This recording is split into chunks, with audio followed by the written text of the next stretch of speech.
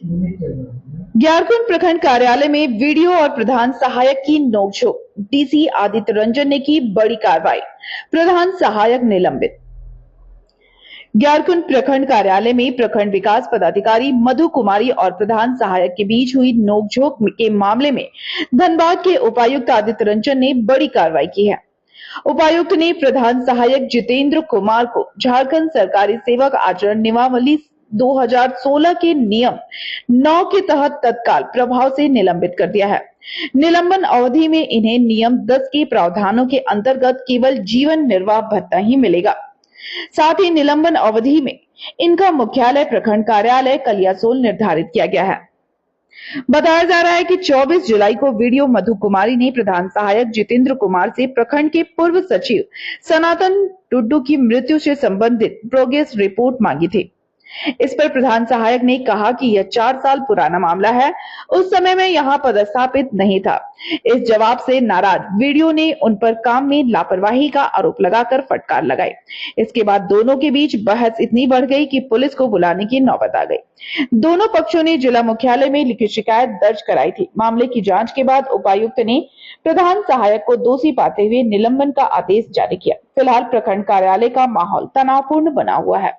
जो लोग हमें टीवी में देख रहे हैं, ये एक सिलनेक्स इंफ्राकॉन एक अडानी सीमेंट के साथ जुड़कर यहाँ पर बिल्डिंग ब्लॉक्स के जितने भी कंक्रीट के मटेरियल्स हैं, सीमेंट तो बनाती ही थी, साथ ही साथ बिल्डिंग ब्लॉक्स के जितने भी मटेरियल हैं वो भी अब अडानी सीमेंट बोकारो में स्टार्ट कर दिए। पहले से हमारा सिंदरी में मैन्युफैक्चरिंग था जो कि धनबाद एरिया देखता था और बोकारो भी देखता था, बट हमारा दूरी ज़्यादा होने के कारण हमने देखा कि यहाँ की डिमांड ज़्यादा है, उसी कारण हमने यहाँ पर भी प्लांट डाला है और हम इसको जितना बेहतर क्वालिटी से बनाया जाए ऐसा अडानी सीमेंट वो हम लोग करते हुए आगे बढ़ रहे हैं। क्या बना रहे हैं हम लोग? यहाँ पर पेवर ब्लॉक्स बना रहे हैं, ब्रिक्स बना रहे हैं जो कि कंक्रीट ब्लॉक्स बोलते हैं हम लोग, कंक्रीट ब्रिक्स।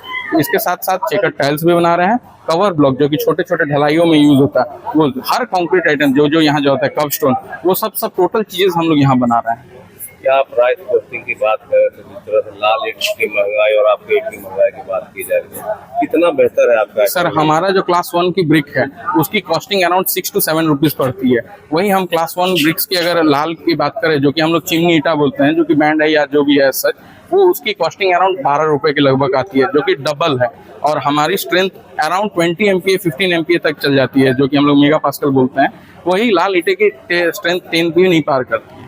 चिमनी ईटा वो नाम का रहता है बट हर ईटे फेल कर जाती है, बट हमारी हर ईटे की क्योंकि लैब टेस्ट होती है और बैच से बनती है, हर ईटे की गुणवत्ता हमारा अराउंड 6 to 7 रुपीज आएगी। अभी तक रेट डिसाइड हुई नहीं है, कंपनी से रेट जैसे ही खुलेगी हमारे सब। साइज क्या होता है? 230 mm × 110 mm × 75 mm। इन दिनों देखा जा रहा है कि फेवर ब्लॉक का काफी चलन हो गया, लोग अब जमीन पर प्लास्टर नहीं करते अपने बागानों में। पेवर ब्लॉक इस तरह से बिक रहा है, उसमें आपकी किस तरह की क्वालिटी और इसमें क्या है ना, पेवर ब्लॉक होने से दो तीन चीजें हैं।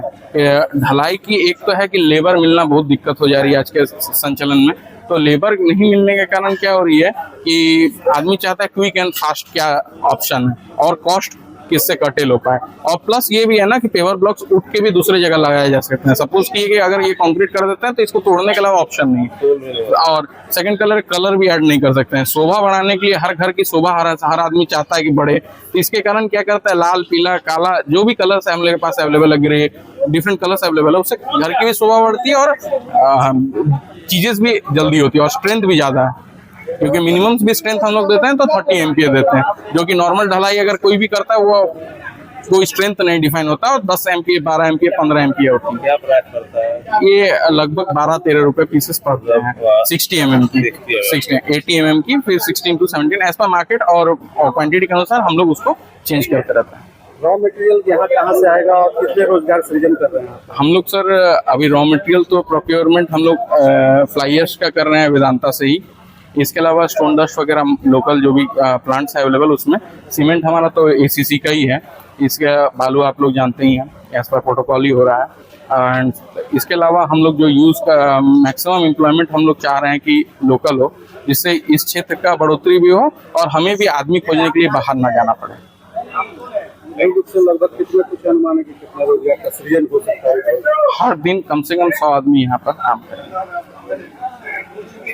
मैं ये कहना चाहूँगा कि हमने सहयोग दिया है उनको, अपनी सारी टेक्निकल टीम का सपोर्ट, हमारे जो क्वालिटी चेक्स पैरामीटर हैं उनको वो यूज़ कर कैसे अपने उद्योग को आगे बढ़ा सकें और कैसे वो इस एरिया का और झारखंड के लोगों का विकास कर सकें, जो हमारा मेन उद्देश्य है।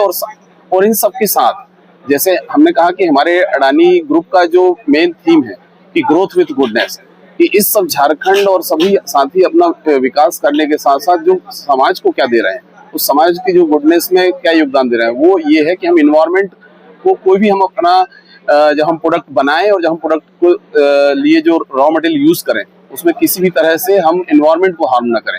वो इसकी मेन थीम है, वो मेन इसका जो क्या कहना चाहिए मेन गुणवत्ता का मेन वो है जो कि ये इस उद्योग को आगे बढ़ाएगा और लोगों में ये जागरूकता फैलाएगा कि इस तरह की ब्रिक्स और इस तरह का प्रोडक्ट यूज करें और अपनी ग्रोथ के साथ समाज का भी विकास करें। ये एक सिलनेक्स इंफ्राकॉन एक अडानी सीमेंट के साथ जुड़कर यहाँ पर बिल्डिंग ब्लॉक्स के जितने भी कंक्रीट के मटेरियल्स हैं, सीमेंट तो बनाती ही थी, साथ ही साथ बिल्डिंग ब्लॉक्स के जितने भी मटेरियल हैं वो भी अब अडानी सीमेंट बोकारो में स्टार्ट कर दिए। पहले से हमारा सिंदरी में मैन्युफैक्चरिंग था जो कि धनबाद एरिया देखता था और बोकारो भी देखता था, बट हमारा दूरी ज़्यादा होने के कारण हमने देखा कि यहाँ की डिमांड ज़्यादा है, उसी कारण हमने यहाँ पर भी प्लांट डाला है और हम इसको जितना बेहतर क्वालिटी से बनाया जाए ऐसा अडानी सीमेंट वो हम लोग करते हुए आगे बढ़ रहे हैं। क्या बना रहे हैं? हम लोग यहाँ पर पेवर ब्लॉक्स बना रहे हैं, ब्रिक्स बना रहे हैं जो कि कंक्रीट ब्लॉक्स बोलते हैं हम लोग, कंक्रीट ब्रिक्स।